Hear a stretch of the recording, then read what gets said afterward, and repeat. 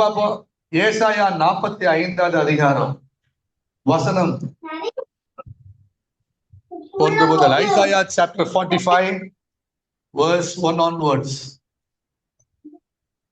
கர்த்தராகிய நான் அபிஷேகம் பண்ணின கோரேசுக்கு முன்பாக ஜாதிகளை கீழ்ப்படுத்தி ராஜாக்களின் இடைக்கட்டுகளை அவிழ்க்கும்படிக்கும் அவனுக்கு முன்பாக வாசல்கள் பூட்டப்படாதிருக்க கதவுகளை திறந்து வைக்கும்படிக்கும் அவனை பார்த்து அவன் வலது கையை பிடித்துக் கொண்டு அவனுக்கு சொல்லுகிறதாவது, நான் உனக்கு முன்னே போய் கோணலானவைகளை செவ்வையாக்குவேன். உன்னை பெயர் சொல்லி அழைக்கிறேன். இஸ்ரவேலின் தேவனாகிய கர்த்தர் நானே என்று நீ அறியும்படிக்கு வெண்கல கதவுகளை உடைத்து, அதுதான் வெண்கல கதவுகளை உடைத்து இரும்பு தாழ்பால்களை முறித்து அந்த காலத்தில் இருக்கிற பொக்கிஷங்களையும் ஒளிப்பிடத்தில் இருக்கிற புதையல்களையும் உனக்கு கொடுப்பேன். நான் என் தாசனாகிய யாக்கோபின் நிமித்தமும் நான் தெரிந்து கொண்ட இஸ்ரவேலின் நிமித்தமும் நான் உன்னை பெயர் சொல்லி அழைத்து நீ என்னை அறியாதிருந்தும் உனக்கு நாமம் தரித்தேன். நானே கர்த்தர். வாசிச்சுட்டே போகலாம், இல்லை வாசிச்சுட்டே போகலாம். கர்த்தராகிய நான் அபிஷேகம் பண்ணின கோரேசுக்கு முன்பாக ஜாதிகளை கீழ்ப்படுத்தி ராஜாக்களின் இடைக்கட்டுகளை அவிழ்க்கும்படிக்கும் அவனுக்கு முன்பாக வாசல்கள் பூட்டப்படாதிருக்க கதவுகளை திறந்து வைக்கும்படிக்கும் அவனை பார்த்து அவன் வலது கையை பிடித்துக் கொண்டு அவனுக்கு சொல்லுகிறதாவது. யார் இந்த கோரேஸ்? இந்த செய்திக்கு ஒரு தலைப்பு சொல்லலாம். இது டிசம்பர் மாதத்தினுடைய வாக்குத்தத்த செய்தின்னு சொல்லலாம். எல்லா பாஸ்டர்ஸும் அப்படிதான் சொல்லுவாங்க. ஆனா எனக்கு இதை வாசிக்கிறப்ப என்ன தோணுதுன்னா, இது அபிஷேகத்தினுடைய ஆசீர்வாதம். ஏன்னா இந்த வசனம் யாருக்கு எப்பொழுது சொல்லப்பட்டது? தியாலஜியஸா சொல்லுவாங்க, எதையுமே யாருக்கு எப்ப சொல்லப்பட்டது, to whom, in which context it was spoken. You have to interpret the word based on that. ஓகேங்க, அல்லேலூயா. அப்படி பார்க்க போனா it was spoken to the king Cyrus, Koresh. Who is the king Cyrus? இந்த ராஜா யாரு? இவர் ஒரு அந்நிய ராஜா. இவர் ஒரு யூதகுல ராஜா கிடையாது, அந்நிய ராஜா. அந்நியர் தான் அவரு. ஆனா கர்த்தர் அவனை தெரிந்து கொண்டார், கர்த்தர் அவனை அபிஷேகம் பண்ணினார். என்னடா இது? கோரேசுக்கு முன்பாக ஜாதிகளை கீழ்படுத்தணுமா, கதவுகளை திறந்து வைக்கணுமா, ஒரு கதவும் பூட்டக்கூடாதா? அது கோரேசுக்கு முன்பாக வெண்கல கதவுகளை உடைத்து இரும்பு தாழ்பால்களை உடைத்து வரவெடுத்து பொக்கிஷங்களை கொடுப்பாரா? கோரேசுக்கு என்னடா ஆசீர்வாதம்? இது கோரேசோட ஆசீர்வாதம் இல்லை அன்பானவர்களே. நான் அபிஷேகம் பண்ணின கோரேசு. கைதட்டுங்க பார்ப்போம். இது அபிஷேகத்தின் ஆசீர்வாதம். பழைய உடன்படிக்கையில யாக்கோபு படுத்து தூங்கி ஏஞ்சாரு ஒரு இடத்துல, வனாந்தரத்துல படுத்து தூங்கி எழுஞ்சிட்டு கனவு கண்டாரு. கனவுல சொப்பனத்துல தரிசனத்துல, கனவுல சொப்பன தரிசனத்துல நிறைய வார்த்தை வருது. ஸ்தோத்திரம். என்ன கண்டாரு? வானம் திறந்திருக்கிறத கண்டாரு. அதுதான் என்னுடைய மைய பொருள். அது மைய பொருளுக்கு நான் என்னைக்குமே வர்றதுக்கு முன்னால நிறைய இப்படி சுத்திட்டு தான் வருவேன். அது என் பழக்கமாயி போச்சு. பொறுத்து கொள்ளுங்கள், சீக்கிரம் முடிச்சிருவோம். வானம் திறந்திருக்கிறதை கண்டாரு. வானம் திறந்திருக்கிறத கண்டுட்டு கண்ணை விழிச்சு காலில் எழுந்த உடனே மனுஷன் பார்த்தாரு. தலையணைய தூக்குனாரு. தலையணை இல்லது, கல்லணை, தலையணை. கல்லா இருந்த தலையணையை தூக்கி நட்டு அதுல எண்ணெயை ஊத்தி அபிஷேகம் பண்ணி பெத்தேல் என்று பேரிட்டான். கவனிங்க, கல்ல அபிஷேகம் பண்ணி பெத்தேல் பேரிட்டான். அந்த இடம் தான் எவ்வளவு ஃபேமஸான இடமா மாறிச்சு, எல்லைக்குறியாக மாறியது. அல்லேலூயா. இது தேவனுடைய வீடே அல்லாமல் வேறல்ல என்று பேரிட்டான்.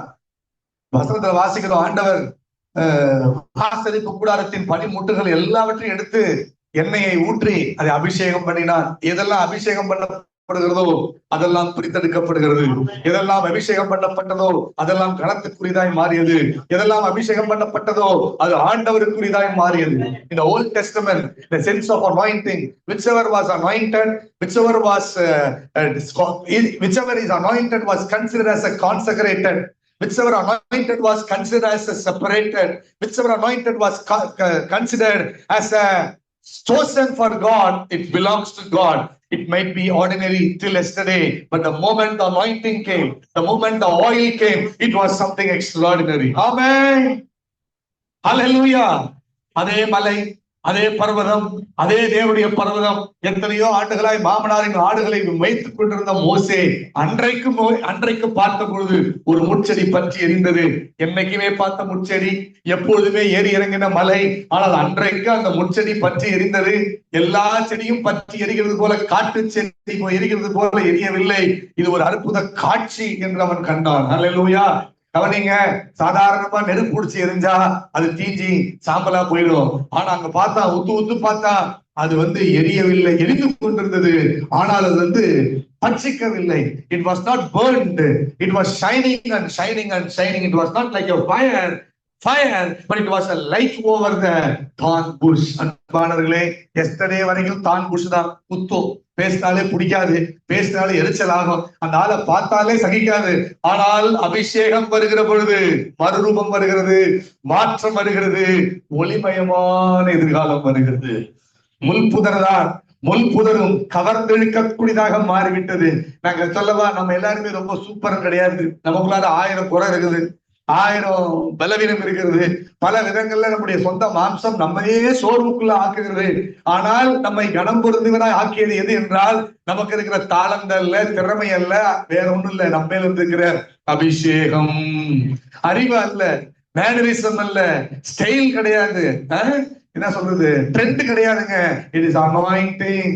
The world can follow the trend, the latest trend, latest style. ஆமென். நீங்க நிறைய சொல்றாங்க அந்த ஜெனரேஷன், இந்த ஜெனரேஷன். நான் சொல்றேன், நீங்க எந்த ஜெனரேஷன் இருந்தாலும் ஒரு generation. You are Jesus generation, you are anointed generation, you are godly generation, you are chosen generation and royal priesthood. Hallelujah. Who is this Cyrus? Nobody knows about him. But because he was aligned with God's plan, because he was admitted himself to God's wish and will in his life, he was anointed, he was chosen, he was registered in the Bible. There are many ungodly kings who were destroyed by God, but he was protected. Not only protected, he was highly elevated by God, anointed by God. Hallelujah. Because God's anointing. கையை தட்டி நன்றி சொல்லுங்க பாப்போம். எத்தனையோ ராஜாக்கள் இருந்தார்கள், எத்தனையோ அந்நிய ராஜாக்கள் இருந்தார்கள். எல்லாரும் செத்து போய் மடிந்தார்கள், எதிர்த்தவர்கள் செத்து போய் மடிந்தார்கள். என்ன பண்ணா, தேவாலயத்து பாத்திரங்களை கொண்டு வந்து பயன்படுத்தினவர் தானிய அந்த நேபுகாத்நேச்சாருடைய சந்ததி ஒழுதுகளாம் ஆயிட்டான். ஆமென். கை அவனை ஒரு வழி ஆக்கி விட்டது. அல்லேலூயா. அவனுடைய மூட்டுகள்லாம் அண்டுகிற மாதிரி அடுத்த நாள் ஒருத்தன் கொன்னே போட்டு அவனை தேவனை எதிர்த்த ராஜாக்கள் மறைத்தார்கள். ஆனால் தேவனுக்கு தன்னை அர்ப்பணித்த ஒரு அந்நியன், புறஜாதி, தேவனால் தெரிந்து கொள்ளப்பட்ட. God is not enemy for anyone. There is no Gentile, there is no ungodly for God. ஆமென். அன்காட்லின்றதும் ஜென்டைல்ஸ்ன்றதும் நமக்குதான் வித்தியாசம். For God எல்லாருடைய சிருஷ்டிப்பு. யாரெல்லாம் அவரை தெய்வமாய் கொண்டாடுகிறார்களோ, யாரெல்லாம் ரட்சகரை என் சொந்த தேவனாய் அங்கீகரிக்கிறார்களோ, அவர்களை அவர் அங்கீகரிக்கிறார், அவர்களை அவர் ஆசீர்வதிக்கிறார். ஆமென். தம்மை உண்மையாய் தேடுகிறவர்களுக்கு அவர் தன்னை வெளிப்படுத்துகிறார். Amen. He reveals himself, whoever it may be, wherever they may be, whatever could be their yesterday, their background till yesterday, but today the moment they put their faith in Jesus, their life is changing. கவனிங்க, the whole heaven attention has come upon Cyrus. அபிஷேகத்தினுடைய மேன்மை. இரண்டாவது, God's assignmentல வர மேன்மை, தேவனுடைய வேலைக்கு இருக்கிற பெருமை. நீ தேவனுடைய வேலையை செய்வாய் என்றால், தேவனுடைய ஊழியத்துக்கு என்று பிரித்தெடுக்கப்படுவாய் என்றால், கர்த்தர் இயேசு சொன்னார், ஒருவர் எனக்கு ஊழியம் செய்வானால் அவனை பிதாவானவர் கனம் பண்ணுவார். இங்க ஆண்டவருடைய வேலையை செய்யும்படி தேவன் சைரஸை தெரிந்து கொண்டார். எகு தன்னுடைய நண்பர்களோடு உட்கார்ந்து சம்பாஷணை பண்ணி கொண்டிருந்தார். He was talking casually talking with all his friends. But until Elisha sent his servant, until the word of prophet reached Jehu never know what is going to happen in his life. எகுவை நோக்கி Elisha வரும் வரைக்கும், தேவனுடைய தீர்க்கதரிசன வார்த்தை எகுவுக்கு வர வரைக்கும், எகுவுக்கு அவன் என்னன்னே தெரியாது. விளையாட்டு பொருள் மாதிரி தான் இருப்பான், ஜாலியா இருந்தா என் கேடர் என்னவோ இருப்பாரு. ஆனால் என்னைக்கு தேவனுடைய சத்தம் வந்துச்சு, ஏங்க அவனால இப்படிதான் எண்ணெயை ஊத்தி உன கர்த்தர் இஸ்ரவேலுக்கு ராஜாவா அபிஷேகம் பண்றாருன்னாங்க. எதுக்காக அபிஷேகம்? ஆண்டவர் யாரை அபிஷேகம் பண்ணினாலும் அந்த அபிஷேகம் ஒரு அசைன்மெண்டோட வருகிறது. பக்கத்துல பார்த்து சொல்லுங்க, அபிஷேகம் தான். ஆனா அந்த அபிஷேகத்துக்காக வருகிறது, ஒரு வேலைக்காக வருகிறது. ஏசாயா 61 வாசிக்கிறோம். 61 தானே, கர்த்தருடைய ஆவியானவரின் மேல் இருக்கிறார், நான் சிறுமைப்பட்டவர்களுக்கு சுவிசேஷத்தை அறிவிக்கவும், கட்டுண்டவர்களை விடுதலையாக்கவும், சிறைப்பட்டவர்களுக்கு விடுதலையை கூறவும் தேவனை அனுப்பினார். ஆமென். வாசிக்க பார்ப்போம். லூக்கா 4வது அதிகாரத்துல இயேசு அதை திறந்து சொல்றாரு இந்த வாக்கியம், இன்றைக்கு உங்கள் காதுகள் கேட்க நிறைவேறும். ரொம்ப பிடிச்சிச்சாதான். இயேசு என்னைக்குமே இயேசு உங்க வாழ்க்கையில வந்துட்டாருன்னா உங்க காதுகள் கேட்க அவர் சொன்னது நடக்கும். ஆமென். வாசிக்க பார்ப்போம். கர்த்தருடைய ஆவியானவர்